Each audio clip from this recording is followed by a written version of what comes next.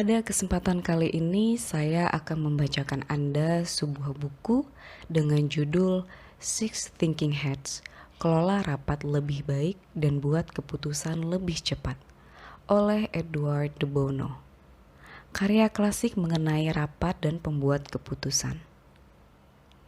Rapat merupakan bagian penting dari kehidupan kita, tapi seringkali rapat jadi bertele-tele tanpa tujuan pasti dan membuang-buang waktu berharga. Dalam Six Thinking Hats, Edward de Bono menunjukkan bagaimana rapat-rapat tersebut bisa diubah untuk melahirkan hasil-hasil yang tepat dan cepat setiap waktu. Metode 6 topi adalah sebuah teknik sederhana yang sangat efektif berdasarkan ragam cara berpikir otak. Kecerdasan, pengalaman, dan pengetahuan yang dimiliki setiap orang dimanfaatkan untuk mencapai kesimpulan-kesimpulan yang tepat dengan cepat. Prinsip-prinsip ini telah diadopsi oleh berbagai perusahaan dan pemerintahan di seluruh dunia untuk mengakhiri konflik dan kekacauan yang menyokong keharmonisan dan produktivitas. Strategi 6 topi pada dasarnya akan mengubah cara Anda bekerja dan berinteraksi. Buku ini terdiri dari 43 bab dan saya akan mulai membacakan dari bab 1. Selamat menikmati. Pendahuluan. Seekor antelop yang sedang makan rumput di Afrika mendengar sebuah suara di rerumputan. Seketika seluruh kelompok sel saraf yang berhubungan dengan bahaya menjadi aktif sehingga singa langsung dikenali begitu muncul dari rerumputan, dan si antelop mampu melarikan diri. Kepekaan semacam itu merupakan bagian penting tentang bagaimana otak bekerja dan mengapa bagian itu sangat efisien. Tidaklah mungkin menjadi sensitif untuk arah yang berbeda pada waktu bersamaan. Seperti halnya, tidak mungkin merancang sebuah klub golf yang merupakan klub terbaik untuk memukul bola dengan kuat dan sekaligus klub terbaik untuk kawasan berumput lembut di sekeliling lubang. Inilah alasannya metode 6 topi diperlukan sekali. Metode ini memungkinkan otak untuk memaksimalkan kepekaannya ke arah yang berbeda pada waktu berbeda. Benar-benar mustahil memiliki kepekaan maksimal tersebut untuk arah-arah yang berbeda pada waktu bersamaan. Subbab 1. Argumentasi versus pemikiran paralel. Gagasan dasar di balik pemikiran barat dirancang sekitar 2300 tahun lalu oleh Gang of Three dari Yunani dan didasarkan pada argumentasi. Socrates sangat menekankan pada dialektika dan argumentasi. Dalam 80% dialog yang diikutinya, sebagaimana ditulis oleh Plato, tidak ada sama sekali hasil konstruktif. Socrates memandang perannya hanya untuk menunjukkan apa yang salah. Dia ingin menjelaskan pemakaian yang benar dari konsep seperti keadilan dan cinta dengan menunjukkan pemakaian yang salah. Plato meyakini bahwa kebenaran dasar tersembunyi di bawah sesuatu yang dilihat. Analoginya yang terkenal adalah analogi dari seseorang yang terbelenggu di sebuah gua sehingga dia hanya bisa melihat tembok belakang gua tersebut. Ada api di mulut gua. Setelah seseorang masuk gua, bayangannya terpantul ke tembok belakang gua, dan hanya itulah yang bisa dilihat oleh orang yang terbelenggu. Plato menggunakan analogi ini untuk menunjukkan bahwa selama kita menjalani hidup, kita hanya dapat melihat bayangan kebenaran. Aristoteles membuat logika inklusif atau eksklusif secara sistematis. Dari pengalaman pada masa lalu, kita akan mengumpulkan kotak-kotak definisi, kategori, atau prinsip. Ketika kita menemui sesuatu, kita menilai ke kotak mana sesuatu itu kita masukkan. Sesuatu itu bisa masuk ke kotak, atau masuk ke kotak, atau tidak masuk ke kotak. Sesuatu itu tidak bisa separuh masuk dan separuh tidak masuk. Juga tidak bisa berada di tempat lain. Sebagai akibatnya, Pemikiran barat berurusan dengan apa yang ditentukan oleh analisis, penilaian, dan argumentasi. Itu adalah sistem yang baik dan berguna. Tetapi ada aspek pemikiran lainnya yang berurusan dengan bisa menjadi apa, yang melibatkan pemikiran konstruktif, pemikiran kreatif, dan merancang ke arah depan. Pada tahun 1998, saya diminta untuk memberikan ceramah pembuka di Australian Constitutional Convention yang sedang memikirkan masa depan federasi. Saya menyampaikan kisah berikut ini. Suatu saat, seorang pria mengecat separuh mobilnya dengan warna putih dan separuh lainnya dengan warna hitam. Teman-temannya bertanya, mengapa dia melakukan hal aneh seperti itu? Dia menjawab, karena rasanya menyenangkan bila mana aku mengalami kecelakaan, mendengar para saksi di pengadilan saling membantah. Di akhir konvensi, sang ketua, Sir Anthony Mason, mengatakan pada saya bahwa dia akan menggunakan kisah itu, karena demikianlah yang seringkali terjadi dalam suatu argumentasi, yang kedua belah pihak ada benarnya, tapi melihat dari segi yang berbeda dari situasi. Banyak budaya di dunia, mungkin bahkan sebagian besar budaya, menganggap argumentasi bersifat agresif, personal, dan tidak konstruktif. Itulah alasannya ada begitu banyak budaya yang dengan mudah diterima dengan pemikiran paralel dari metode 6 topi. Subbab 2. Dunia yang berubah. Sebuah sistem pemikiran yang berdasarkan argumentasi adalah hal yang sama baiknya dengan roda kiri depan dari sebuah mobil. Tidak ada yang salah sama sekali dengan hal itu. Tetapi itu tidaklah cukup. Seseorang dokter mengobati anak yang terkena ruam. Sang dokter segera mempertimbangkan beberapa kotak yang memungkinkan. Apakah ini terbakar sinar matahari? Apakah ini alergi makanan? Apakah ini cacar air? Sang dokter memeriksa tanda-tanda dan gejala-gejalanya serta membuat penilaian. Jika sang dokter menilai bahwa kondisinya cocok dengan kotak cacar air, maka pengobatan cacar air ditulis di samping kotak tersebut, dan sang dokter mengetahui betul apa yang harus dilakukan. Itulah pemikiran tradisional. Dari masa lalu, kita menciptakan situasi-situasi standar. Kita menilai sebuah situasi baru akan masuk ke kotak situasi standar yang mana.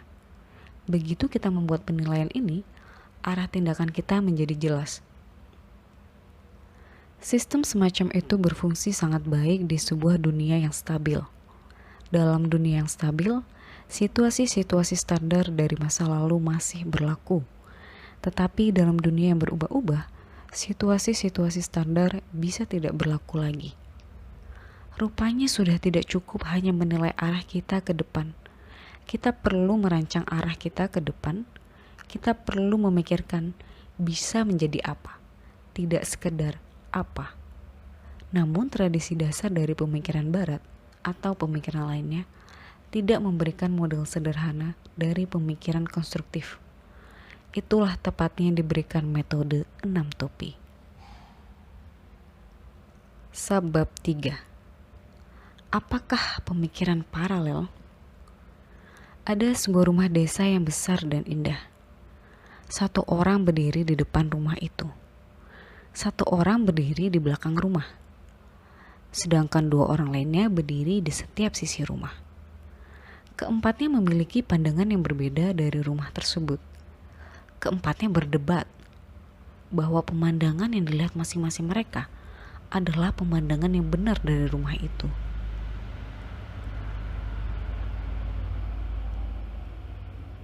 Dengan menggunakan pemikiran paralel, mereka semua berjalan memutar dan melihat ke depan rumah. Lalu mereka semua berjalan mengitari ke satu sisi, kemudian ke belakang, dan akhirnya ke sisi yang tersisa. Jadi, setiap waktu masing-masing orang melihat secara bersamaan dari sudut pandang yang sama. Hal ini berlawanan dari argumentasi, pemikiran yang berseberangan, dan bertentangan ketika setiap pihak dengan sengaja mengambil pandangan berbeda. Oleh karena setiap orang akhirnya memandang seluruh sisi bangunan, subjek tersebut diperiksa sepenuhnya. Pemikiran paralel berarti di setiap waktu semua orang melihat ke arah yang sama. Namun, pemikiran paralel bahkan berjalan lebih jauh. Dalam pemikiran tradisional, jika dua orang berselisih pendapat, terjadi argumentasi yang memungkinkan setiap orang berusaha membuktikan orang lain itu salah.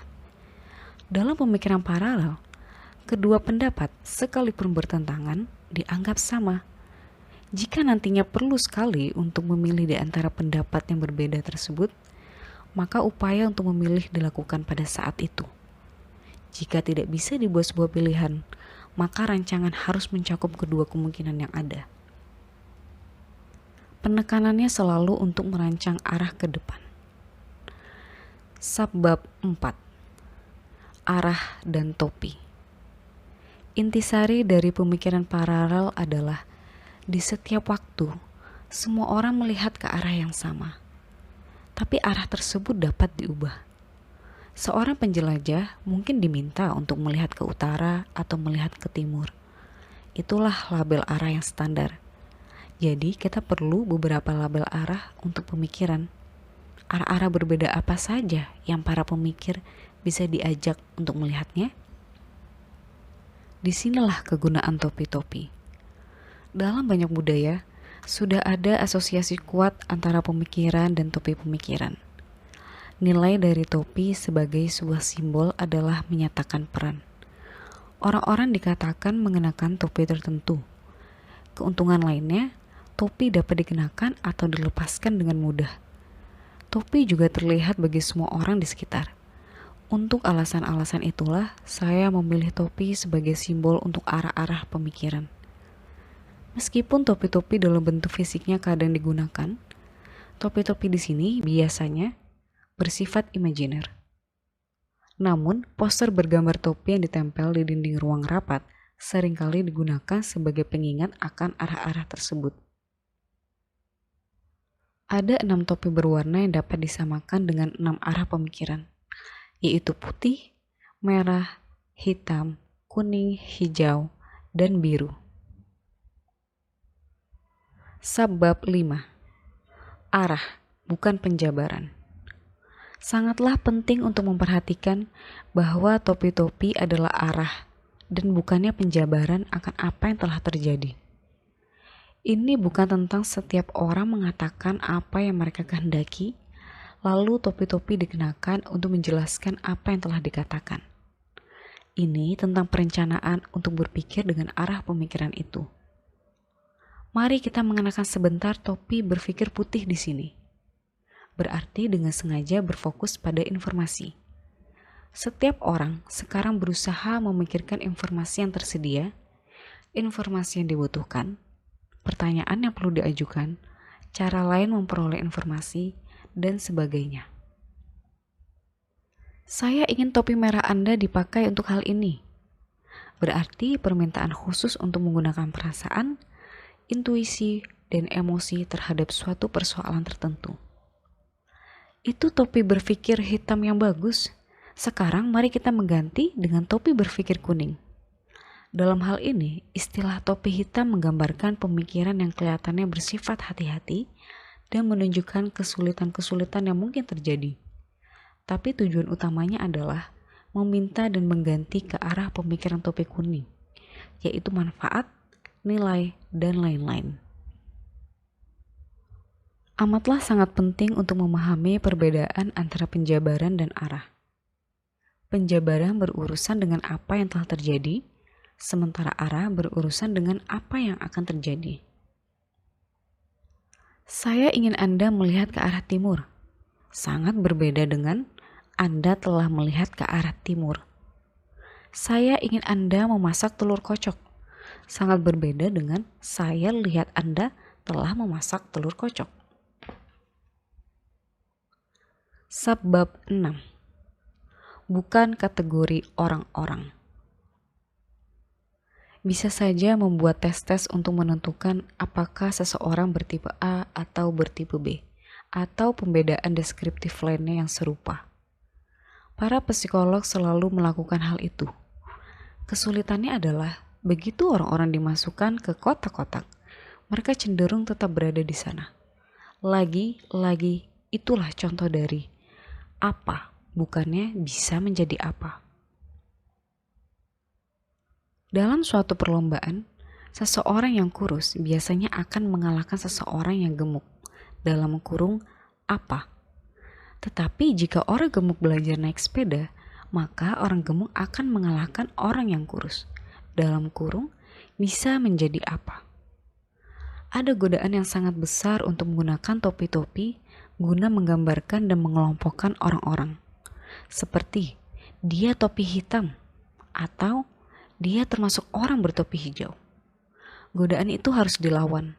Topi-topi bukanlah gambaran tentang orang-orang, melainkan cara bereaksi. Memang benar bahwa sebagian orang bisa selamanya bersikap hati-hati dan cenderung mengharapkan munculnya bahaya. Memang benar bahwa sebagian orang mungkin selalu penuh dengan ide-ide dan sebagian lainnya mungkin lebih baik dalam berfokus pada fakta-fakta. Orang-orang mungkin lebih menyukai satu cara daripada cara lainnya. Orang-orang mungkin lebih baik di satu cara dibanding cara lainnya. Meskipun begitu, topi-topi bukanlah kategori orang-orang. Jika Anda mengendarai sebuah mobil dengan gigi persneling manual, Anda memakai semua gigi persneling tersebut.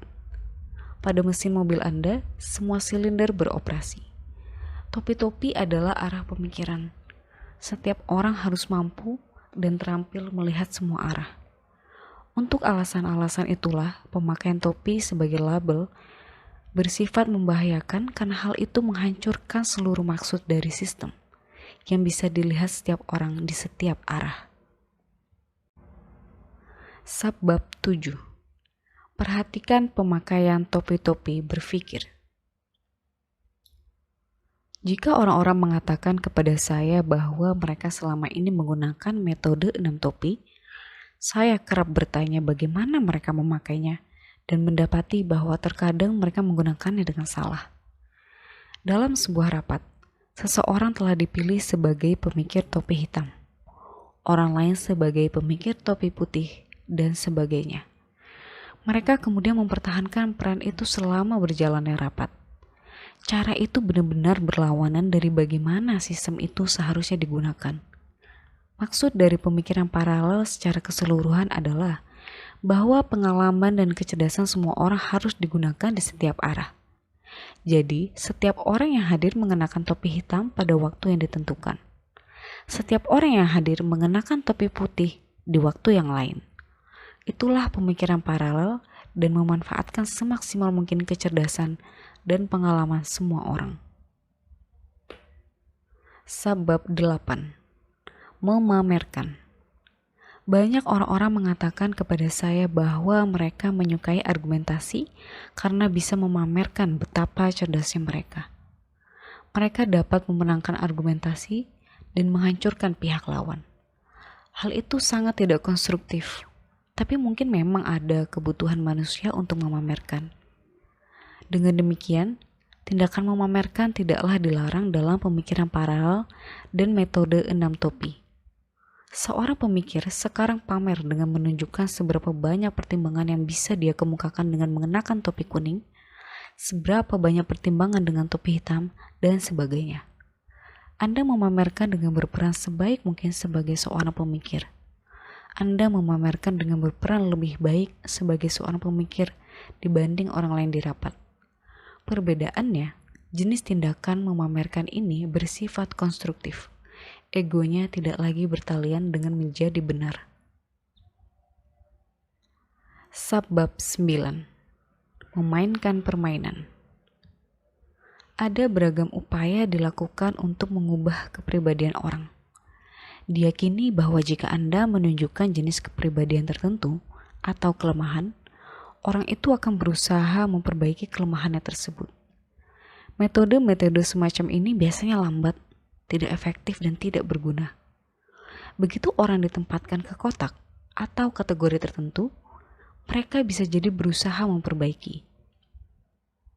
Namun upaya perbaikan itu mengingatkan mereka akan siapa mereka, sehingga mereka bahkan terperosok lebih dalam lagi ke kategori tersebut. Semenjak Freud, penekanannya terletak pada analisis. Temukan kebenaran yang terpendam dan motivasi atas tindakan. Pendekatan Konfusius malah berlawanan dengan itu. Alih-alih berfokus pada kepribadian, dia memilih untuk berfokus pada tingkah laku. Dia meminta Anda untuk berperilaku yang tepat terhadap rekan, bawahan, atasan, dan keluarga Anda. Konfusius sama sekali tidak tertarik dengan perubahan psikologis atau kepribadian Anda. Metode 6 topi mengikuti pendekatan Konfusius, bukannya pendekatan analisis. Kebiasaan perilaku diperlihatkan.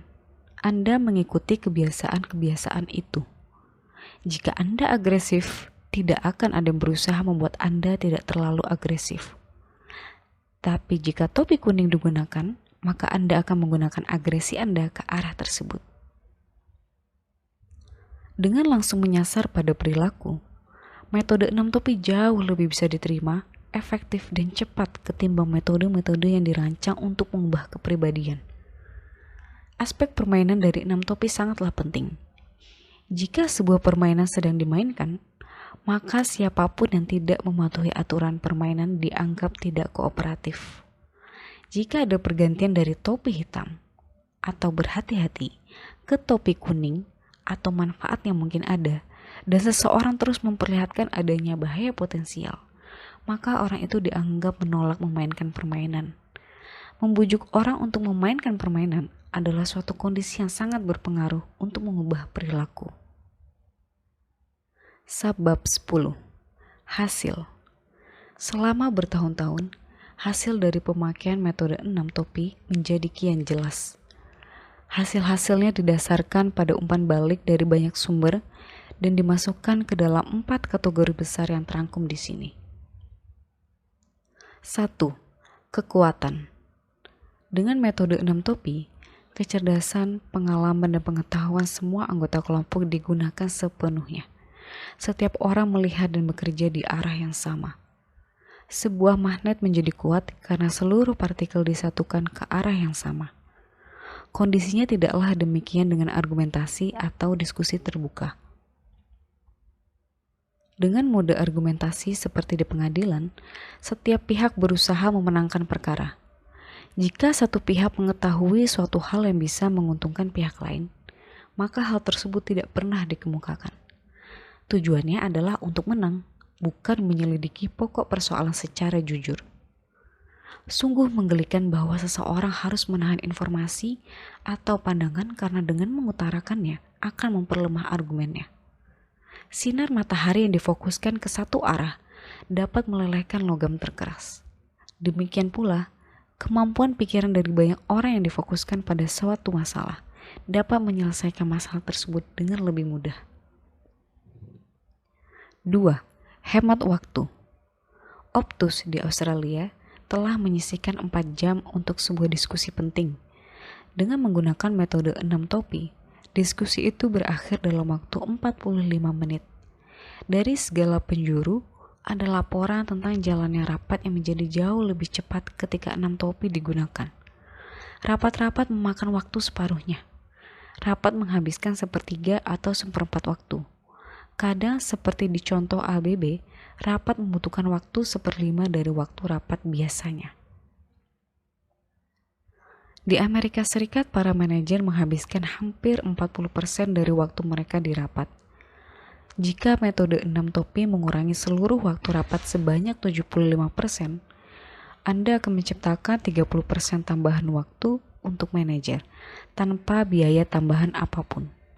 Dalam proses berpikir atau argumentasi yang biasa, jika seseorang mengatakan sesuatu, maka orang lain harus menanggapi, sekalipun hanya demi sopan santun. Tetapi tidaklah demikian dengan pemikiran paralel. Dengan pemikiran paralel, setiap pemikir di setiap waktu melihat ke arah yang sama. Pikiran-pikiran diarahkan secara paralel. Anda tidak menanggapi apa yang dikatakan orang terakhir. Anda sekedar menambahkan gagasan lain secara bersamaan. Pada akhirnya, pokok persoalan diselidiki sepenuhnya dengan cepat. Biasanya jika dua pandangan berselisih, mereka berdebat. Dengan pemikiran paralel, kedua pandangan dikemukakan satu sama lain. Kemudian, jika memang penting untuk menentukan di antara keduanya, dibuatlah suatu keputusan. Jadi, tidak ada argumentasi di setiap tahapan. 3. Hilangnya rasa ego. Mungkin rintangan terbesar untuk proses berpikir yang cepat dan efektif adalah sifat ego. Orang cenderung menggunakan pikiran untuk memamerkan ego mereka. Pikiran dipakai untuk menyerang dan melumpuhkan orang lain. Pikiran dipakai untuk mendapatkan apa yang Anda inginkan. Pikiran dipakai untuk menunjukkan pada orang lain betapa cerdasnya Anda. Pikiran dipakai untuk mengungkapkan pertentangan personal Anda. Seseorang akan memilih tidak menyetujui suatu pendapat hanya untuk memperlihatkan orang yang telah menyatakan pendapat tersebut. Jika orang lain membuat pendapat itu, akan ada pemufakatan secara bulat. Secara umum, kita tidak sepenuhnya menyadari betapa ego itu menghalangi terjaganya proses berpikir yang efektif. Selama berlangsungnya diskusi juri, seringkali ada dua kepribadian yang menolak menyetujui bukti apapun yang ada. Para hakim mengatakan pada saya bahwa ada persoalan yang jauh lebih serius dibanding yang kebanyakan orang sadari. Jelaslah, persoalan itu merusak nilai dasar dari sistem penjurian. Itulah alasannya sekarang muncul perhatian di beberapa negara untuk melatih seluruh juri dengan metode 6 topi. Hal ini akan mempercepat jalannya diskusi dengan menghilangkan masalah ego. Pemikiran yang berlawanan dan bertentangan memperburuk masalah ego. Pemikiran 6 topi melenyapkan ego. Dengan metode 6 topi, Anda menggunakan ego Anda dengan bermain sebaik mungkin sebagai pemikir yang mengenakan topi setiap hari. Metode 6 topi memberikan penyelidikan yang netral dan objektif terhadap suatu persoalan. Argumentasi tidak demikian. 4. Satu persatu berurutan. Kebingungan adalah musuh terbesar dari pemikiran baik. Kita berusaha melakukan terlalu banyak hal pada waktu bersamaan. Kita mencari informasi. Kita dipengaruhi perasaan. Kita mencari gagasan dan pilihan baru. Kita harus bersikap hati-hati. Kita ingin memperoleh keuntungan. Itulah hal-hal yang perlu dilakukan. Memainkan 6 bola di saat bersamaan agak menyulitkan. Jauh lebih mudah melemparkan satu bola secara berturut-turut. Dengan metode 6 topi, kita berusaha melakukan hanya satu hal pada satu waktu. Ada saatnya kita mencari bahaya, yaitu topi hitam. Ada saatnya kita mencari gagasan baru, yaitu topi hijau. Ada saatnya kita berfokus pada informasi, yaitu topi putih. Kita tidak berusaha melakukan semuanya pada waktu yang bersamaan. Pada pencetakan warna, setiap warna dicetak secara terpisah, satu persatu, dan akhirnya efek seluruh warna didapat. Sama halnya dengan pemikiran 6 topi, kita melakukan satu persatu pada suatu waktu, hingga akhirnya keseluruhan gambar muncul. Sebenarnya ada kebutuhan psikologis yang nyata untuk memisahkan jenis-jenis pemikiran, sebagaimana saya kemukakan di bagian pendahuluan. Otak dipekakan untuk mencari bahaya, dan dipekakan untuk mencari keuntungan melalui lingkungan kimiawi yang berbeda. Pesawat-pesawat yang mulai mendarat kerap terbang di atas lahan parkir mobil. Jika Anda menyuruh diri sendiri untuk memperhatikan mobil-mobil kuning, maka tiba-tiba mobil kuning terlihat mencolok. Itulah contoh pemekaan. Anda tidak bisa dipekakan ke arah yang berbeda pada saat bersamaan. Sehingga jika kita mulai melakukan semua aspek pemikiran secara bersamaan, kita malah akan menurunkan potensi semua pemikiran tersebut. Semua hal yang dinyatakan di bab ini mungkin kelihatannya jelas dan logis, malah tidak ada yang misterius di sini. Ketika metode 6 topi digunakan, manfaatnya segera menjadi jelas. Alih-alih rapat berjalan tanpa tujuan yang digerakkan oleh ego, rapat sekarang berjalan konstruktif, produktif, dan jauh lebih cepat. orang tidak memilih argumentasi karena hal itu merupakan metode yang lebih disukai. Mereka hanya tidak tahu cara yang lain. Dan 6 topi memberikan cara lain tersebut. Selesai sudah bab 1 saya bacakan. Terima kasih sudah mendengarkan. Sampai jumpa di bab selanjutnya.